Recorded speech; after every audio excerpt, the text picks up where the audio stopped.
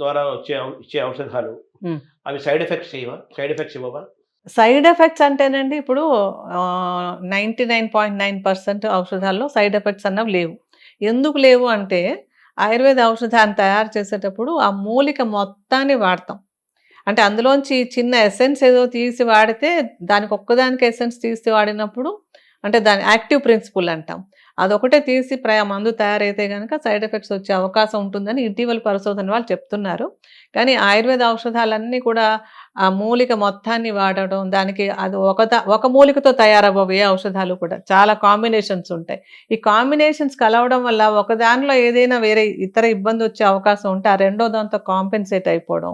ఈ విధంగా ఆ మందుల తయారీ విధానంలో భావన, మర్దన అవన్నీ కూడా ఉంటుంటాయన్నమాట. వాట్ల వల్ల ఏమవుతుందంటే, ఈ గుణాలన్నీ పెరుగుతాయి. వాటిలలో ఏదైనా వ్యతిరేకమైనవేమైనా ఉన్నాయంటే కనుక అవి కాంపెన్సేట్ అయి తగ్గిపోతూ ఉంటాయి. సో, అందువల్ల అలాంటి సైడ్ ఎఫెక్ట్స్ అన్న ప్రశ్న లేదు.